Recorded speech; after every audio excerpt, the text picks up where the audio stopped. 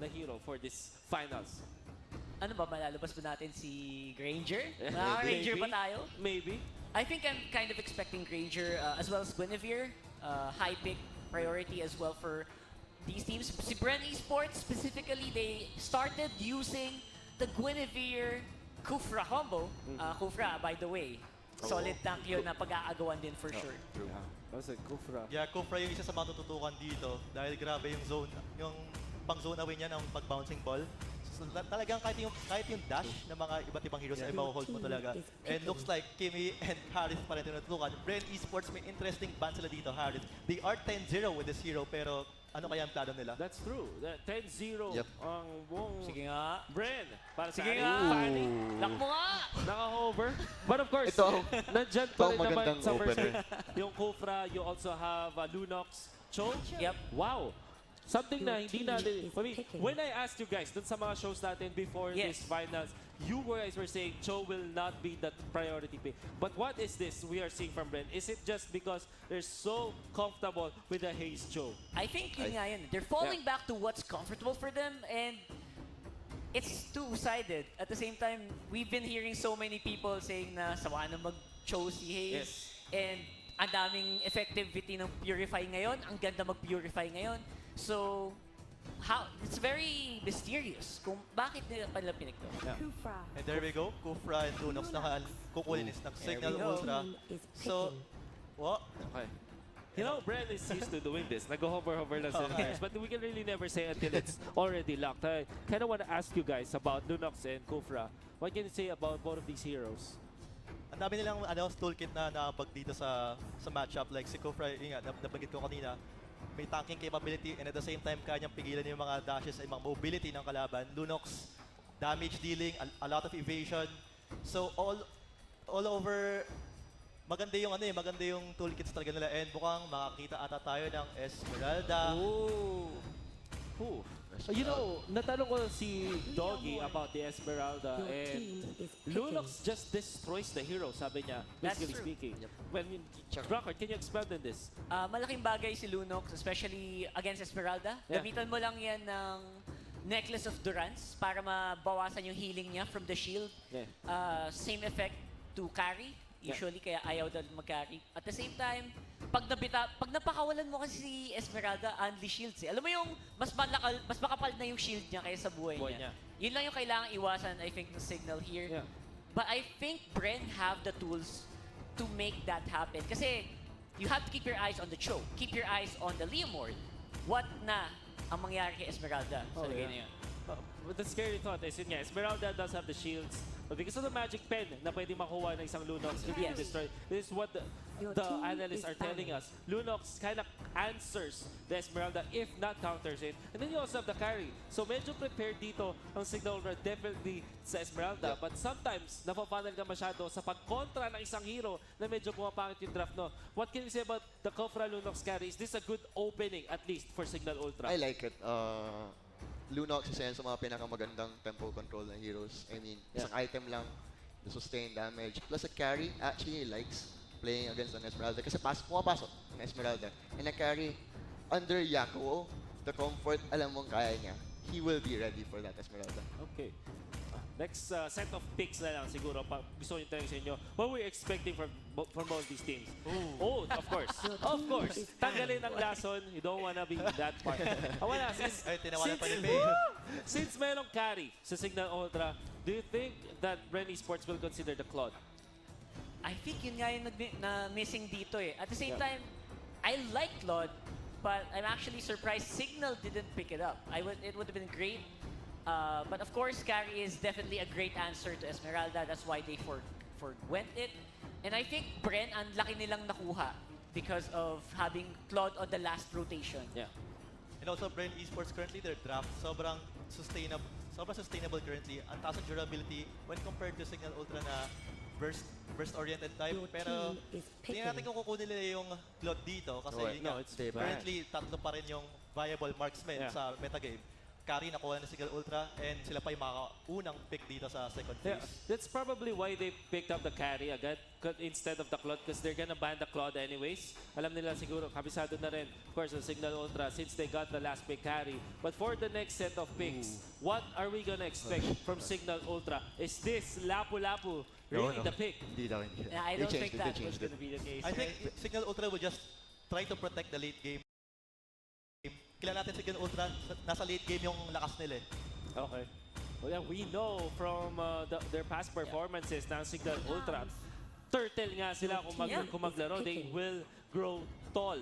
Parang meron mga teams, they go wide. This team, they go tall para papalaki nila isang specific na hero to a point where it's very strong in the late game. Thamos is actually one of the comfort picks, definitely, para kay Yaku, Cignal Ultra. One of the best Thams players out there. Yeah, funny thing is, hindi nga lang siya late game eh. More of mid-game to late I game. agree. May security sila with Lunox. Napag-usapan natin kagabi, before this show started, Lunox so powerful, bakit? Dalawa ultimate yan sa level 4. Kaya mag-dominate early on. Ubusin mo.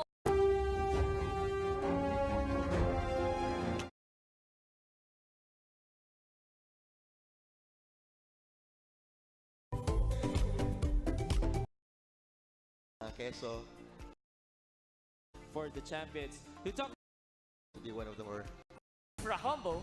Kufra, by the way, solid tank yun na pag-aagawan din for sure. true. before Yes. this final. Kung gaano kayo, alam mo yung mag-rely, kasi you have to keep your eyes on the choke, keep your eyes on the Leomord. What na ang mangyari kay Esmeralda sa lagay na yun? But the scary thought is, yun nga, Esmeralda does have the shields, but because of the magic pen na pwede makuha ng isang Lunox, it will destroy. This is what the analysts are telling us. Lunox kind of answers the Esmeralda if not counters it. And then you also have the carry. So medyo prepared dito ang Cignal definitely sa Esmeralda. But sometimes, napapanel ka masyado sa pagkontra ng isang hero na medyo pumapangit yung draft, no? What can you say about the Kofra Lunox carry? Is this a good opening, at least, for Cignal Ultra? I like it. Lunox isa yan sa mga pinakamagandang tempo control na heroes. I mean, isang item lang, the sustain damage. Plus a carry, actually likes playing against an Esmeralda. Kasi pumapasok ang Esmeralda. And a carry, under Yakuo, the comfort, alam mong kaya niya. He will be ready for that Esmeralda. Okay. Next set of picks na lang siguro.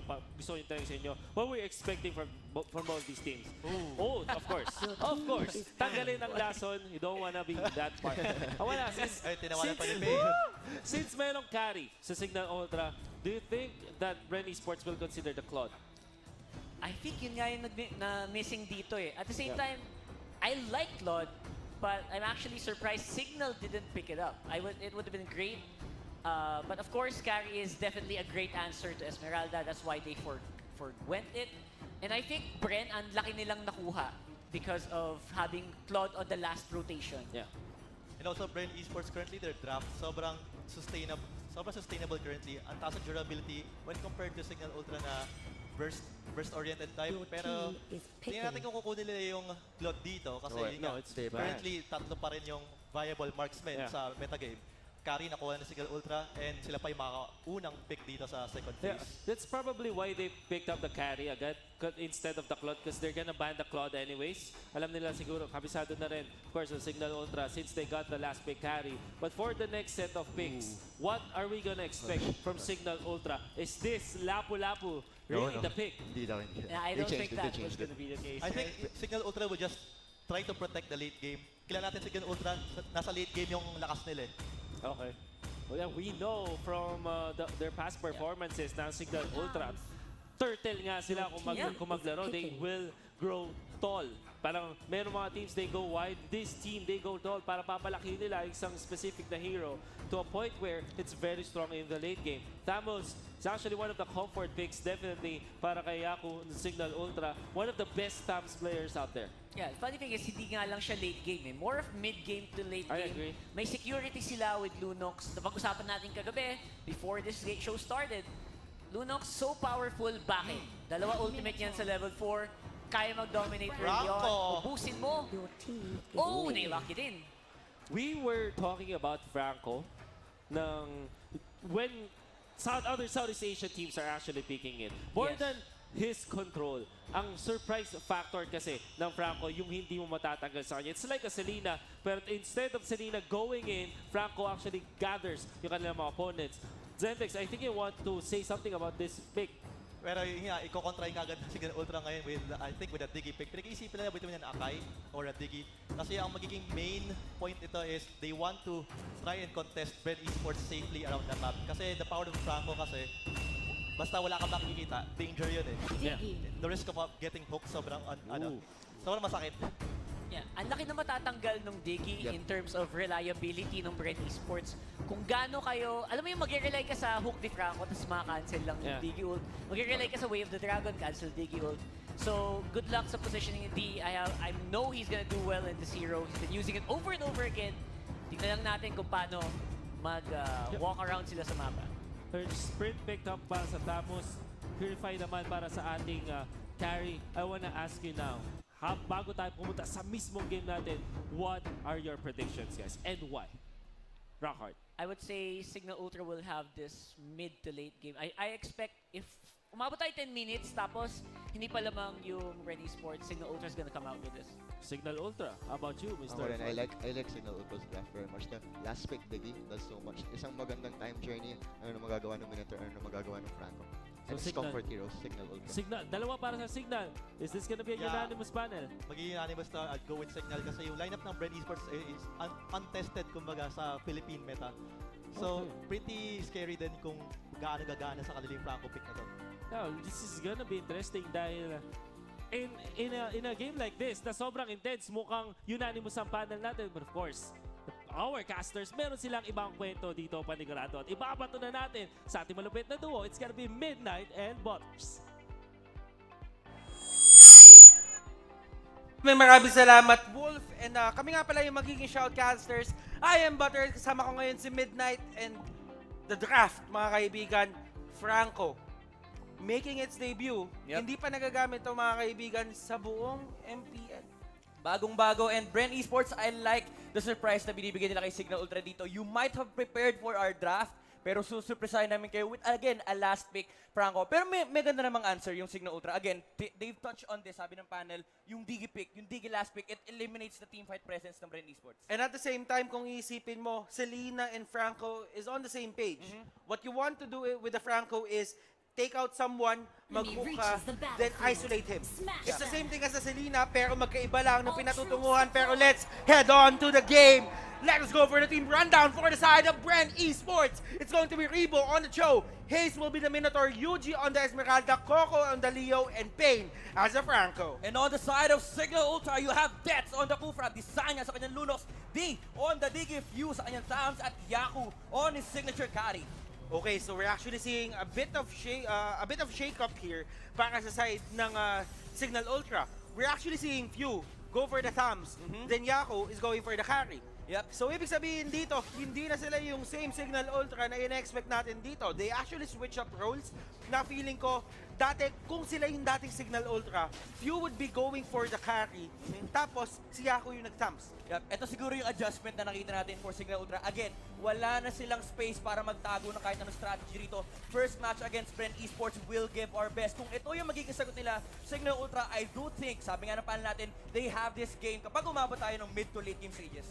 And always remember, nung last season finals din, there is one foreign meta hero na biglang pumasok sa ating meta, which is technically Kimi.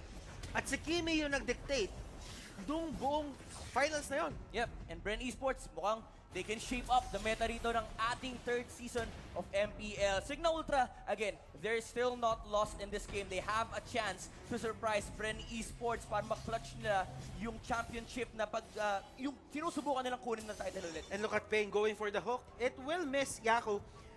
Very fast on his hands. Phantom step, yun lang naman talaga yung gagawin niya. Yep, for Bren Esports, again, they need the level 4s. Ang timing nila dito is yung early game. Early to mid game, they need to find those team fights. Hanggat hindi pang online yung carry, again, this is the nature of carry.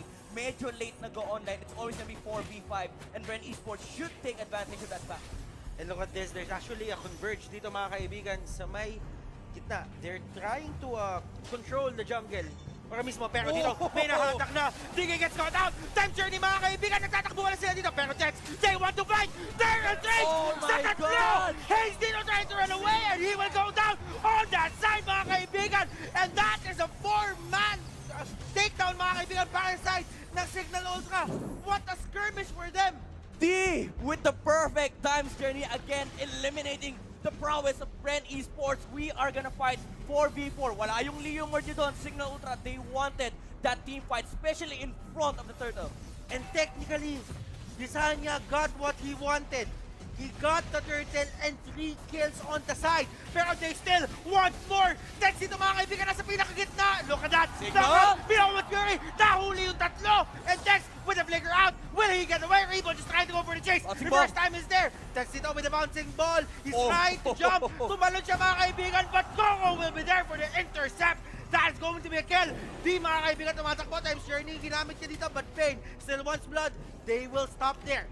Bren Esports, they capitalize with the punish. Cignal Ultra, yes, you can fight, pero not that deep. You were under the tier 1 tower, and Bren Esports, they will capitalize those mistakes. Again, sila pa rin yung early to mid game timing dito. And nakita mo doon midnight, kinorner nila si Diggy. Nakakita ka na ba ng itlog na na-corner?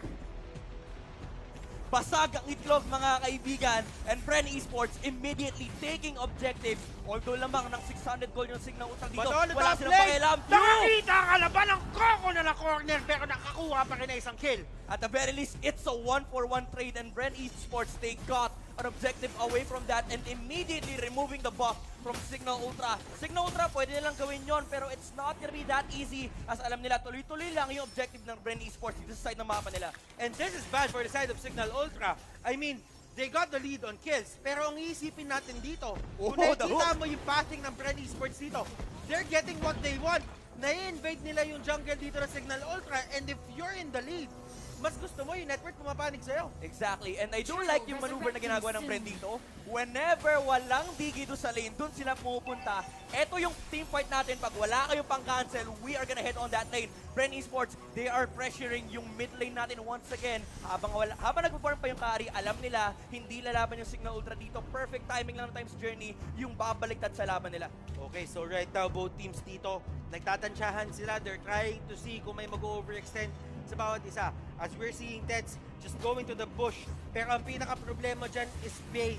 If he goes for a hook dyan sa bush na yan, there might be a chance na hindi makagalaw dito yung Kufra. There's a chon-chon on Bisanya na. Siguro ito hinihintay na timing ng Cignal Ultra. They are gonna try and take down this turtle, pero Bren Esports, they will contest. They have the team fight utilities right now. Hayes, nag-aabang ng tamang positioning. Cignal Ultra dito, nakapwesto rin yung 4 na heroes, pero And sino this is una? bad for the side of Cignal Ultra, but they go for the turnaround. That's dito, mga kaibigan, with the bounce. Yuri! Lunox, they actually get the show, pero Tyrant's Rage on 3, they still want to fight. That's in the side dito, just trying to man up against mga kaibigan dito sa side ng Bren Esports. The Sabi ni sustain! Yuji, I am the king of KDA! The sustain of the Mage God!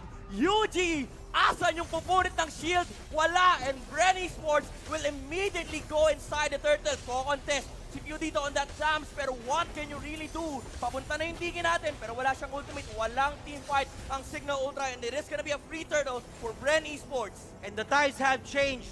Bren Esports dito, nakita niyo yung ginawa nila. Ito yung sinasabi natin. Desanya can only do so much. Rebo dito with the kick on Pew, hindi niya mapapabalik, and they will just stop there. You do have the magic penetration on the Lunox, pero what can you do if Bren Esports gets the first initiate? Yes, meron kang times journey, pero the control is nile-layer ng Bren Esports. After ng journey, that's the time you can fight against Bisanya. I do think na yung Cignal Ultra din dito, hindi nila ginagamit yung utility ng Diggy. Kasi if ever man na you want to be safe, you can just put bombs Yeah. dun sa may side. And if ever gumalaw yon, that means there is someone na malapit dun sa area na yon. Yeah, you can control territories on the side of Cignal Ultra. You can actually dictate kung saan ka lalaban. You'll know kung yung Bren Esports nagtatago and you can threaten always yung usage ng Times Journey. The problem is, lagi silang inuuna ng Bren Esports. They always go in with the Minotaur para magamit kagad yung Times Journey ni Didi dito. That's why si Ribo nakakaharap lagi ng perfect initiation. Kahit napatay siya doon kanina, at least nagawa niya yung trabaho niya. And UG, tatapusin niya na lang yun. You have to give a lot of props dito kay Hayes. The Minoan Furies na binabato niya dito was so on point na dumarating na sa point na parang wala na talagang bawi yung Cignal Ultra. Pero ang kailangan din natin tignan dito is Pain. Just being a Pain, mga kaibigan. Tyrant's Rage, Coco with the dash out, and he will just get away. But the push will be there. Here comes Barbiel, mga kaibigan. Coco dito, hindi niya kaya yung damage output. Yeah, but it's stopping Cignal Ultra and naiwan si Pew dun sa may mid lane. It is gonna be a kill for UG. And they go straight for the Minoan Fury. Ayaw na nila ibigay intense. Going back in. And they go for the revenge. And they might actually take a tower. Ito yung pinagkaiba nila. Although sabihin natin, Bren Esports got the kill on Tams, nakuha pa rin naman ang Cignal Ultra yung second tower and the kill on their offlane as well. Yep, I do like yung ginagawang response ng Cignal Ultra dito. We don't really need to respond on every team fight na ibabato na sa atin ng Bren Esports. We can take towers of our own. Pwede tayo mag-pressure. And that's why, kung makita nyo ngayon, equal lang halos yung net worth. May lamang na 1,000 yung Bren Esports. Pero again, remember, Cignal Ultra, sila yung may hawak na late game. Concentrated energy going to the side of Disanya. Tets will get the Oracle. So those are 2 items, 2 power spikes na gusto nyong abusuin. Nasa inyo. And again, this is team fight for Bren Esports. Kapag nakuha ng Cignal Ultra, tuloy-tuloy yung mga items sila, they're just gonna keep on snowballing. You can prevent Bren Esports from taking team fight, and sa nangyayari ngayon, dine-delay lang nila yung game for Yaku to be able to farm up. Okay, so the advantages na meron yung Franco dito is hindi mo kailangan mag-face check technically. You can just keep on throwing the hook. Yep. Tapos if ever may tao doon, they will get caught out and they trying to go for the steal on that crab coin, but hindi talaga tatama yan. And again, just look at the positioning of this Minotaur. Si Hayes, alam niya hook! Hindi tatama yun. And they go straight for the hook. They actually delay the buff. Pero si Joe, si Ribo, was split pushing on the bottom lane. There's always 2 objectives for Bren Esports. Sabi niya, kanina pa kayo sumasagot ng sarili niyo objective. Ngayon, wala kayong sagot sa ginagawa ng Bren Esports. There's 2 objectives. Sinethreaten nila yung Lord, and Ribo was taking the tower. Oh, Pain. They are in a corner, mga kaibigan. Cignal Ultra, but endless battle dito para kay Few. That means he's scaling up well. Technically, Disanya has been getting all the kills, pero it's a race against time for the side of Bren Esports. Carry dito, he's just farming. Yep. Yun ay gusto ng Carry dito, mag-farm lang ako na mag-farm. Mamaya, kapag hindi nyo na ako makontrol, you're in for a wild ride. And Bren Esports, again, with amazing information control. They know na medyo malayo pa si Pew dito. That's why they're confident to take down the turtle. Pero medyo makunat. Hayes, jumping in. He wants to Minoan's Fury. Asan na? Lalaban yung Bren Esports. Asan yung sagot? Fury! Mula kay Hayes! Times journey. It's quite late to. Pero Few nakatay on the na backlines. And the Way of the Dragon has been used. What a play, mga kaibigan, from CJ Ribo! Disanya! Kasi kay CJ Ribo, mga kaibigan, The hook! sigurado! The hook! Pain! Few! Last man standing. And Bren Esports, they don't need to go for the push. We go straight for the Lord. Sabi ni Pain dito, Disanya, saan punta? Hook kita rito, halika! And Bren Esports will take Lord without any contestation from Cignal Ultra. Kailangan mo tignan kung ano nangyari doon. Ribo, going for the Way of the Dragon dun kay Few. Not to kill Few, pero sinone-out niya ng malayo si Few para hindi na siya makasama dun sa mismong teamfight. Exactly. Dito ang laki ng problema niya. There's always a split from Bren Esports. A threat with the Minoan's Fury and yung Way of the Dragon ni Ribo. Hinihimay lang ng Bren Esports yung pagpas nila against Cignal Ultra. And nahuli pa si Cam dito. And a hook! Papugian pa! Style points for Bren Esports. Alam mo yung tawag doon? Ano? Alley-oop! Alley-oop! Pinasa! Pinasa! Pinasa ni Ribo kay Pain. Sabi ni Pain, akin na yan, ako dadaktak dyan. Ako ang pogi dito. Pero for Bren Esports, isang team, isang objective against Cignal Ultra. They are pressuring 2 lanes right now. Habang si Lord nagmamarcha sa may top lane, 3 lanes are being pushed out by Bren Esports. And nahuli pa! Oh my goodness, Nahuli nako! pa! Pero Tyrant's Rage will miss! Times Journey, nasa gitna na lahat, mga kaibigan! kaibigan, pero wala yung nagawa. Wala sila nakuha Big! doon. Oh, that is a very scary Franco, mga kaibigan. Hatak ng hatak, Cignal Ultra, hindi sila pwede lumabas ng base. And again, all 3 lanes are shoved in. Yaku, saan ka magpa-farm? If you hear, trying his best mga kaibigan, Tets, nag-stretching dun sa may likod, hindi naman tinuloy yung talon. Hey! Oh, hey! For Man Minowan Fury! Ako dito mga kaibigan, sinusubukan nila patayin. But That's with the still, bouncing ball. Yuji, wala siyang pakialam. Another He will one. hit what he can hit. That's with the 2-man knockup, using the flicker to actually get in and out of the fight. But still, you trying to man up, hindi niya kaya yun. And right now, the Lord is down, but still, the damage has been Oh done. my God, another jump in! And Cignal Ultra, can you really defend? Time's turning, mapapatay nila si Rebo dito. There's an immortality on Tet, and the shutdown. Na-shutdown yung mga heroes ng Bren Esports. Double kill for the Lunox. Pero he's dito. Go will connect against Tadiki. Oh my goodness, sick plays coming up from Hayes. Alam mo, sinasabi nga natin, in terms of player instinct, Hayes was born to play ML. Ito na yung sinasabi natin mga kaibigan, na kapag kasi Hayes ang umawak na isang hero, especially in the initiation, Diyos ko, Pre, ang Bren Esports religyoso. Nung pinanatan ni Yaku yung Lord tumalon si Ace, wag mo sasaktan ng Panginoon ko. oh my goodness, but still, si Sanya on the other hand, still has a score of 9-3. So, Laban pa. Sabi Laban ng pa Cignal naman. Ultra, hanggat hindi tapos ang game, hanggat hindi bagsak ang trono, lalaban pa. Comeback Kings nga for Cignal Ultra. They still have the chance. Again, pag umabot ng late game, they have the necessary damage to take down the heroes of Bren Esports. And look at Pain. Just going to the buff. Sinasabi niya dito, hahatakin ko yan. If ever man may kumukuha yan, i-reset ko yan. That's the only thing they're doing. Kasi habang ginagawa nila yon, there is a wave na nagpo-push out. They're just delaying the inevitable, mga kaibigan. And si UG dito, titignan nyo yung health bar niya, mas malaki pa yung shield kesa sa health points mismo. Ito yung sinasabi ng panel kanina, how can you take down yung Esmeralda natin na tinatayuan na yung front lines. Yes, you have a carry, you have a Lunox, pero you don't have the damage right now. Kulang pa yung bato ng Cignal Ultra. Yaku, trying to farm up. Ito yung pinakagusto niya, he's been getting the Thunderbelt. Bulwark nakuha, Courage Bulwark nakuha dito ni Diggy just to have the extra movement speed to jump in, jump out. Yep. And Tets dito, ang laki ng role na kailangan niya gampanan. I don't know if he's feeling the pressure right now, pero yung Tyrant's Rage, kailangan niya gawin yung pinakaunang Tyrant's Rage na ginawa niya sa game na to. It's just very hard kasi Bren Esports, they're always splitting yung team fight. Dalawa lagi yung kailangan problema ni D tsaka ni Tets dito, and you have a problem them on the form of Franco na kanina pa hook ng hook. Lagi siya nangingisda sa side ng Cignal Ultra, and most of the time nahuhuli niya yung mga tamang isda. They go straight for the Lord. It's a no-brainer. Kumbaga, if ever you want to end this is a level 2 Lord.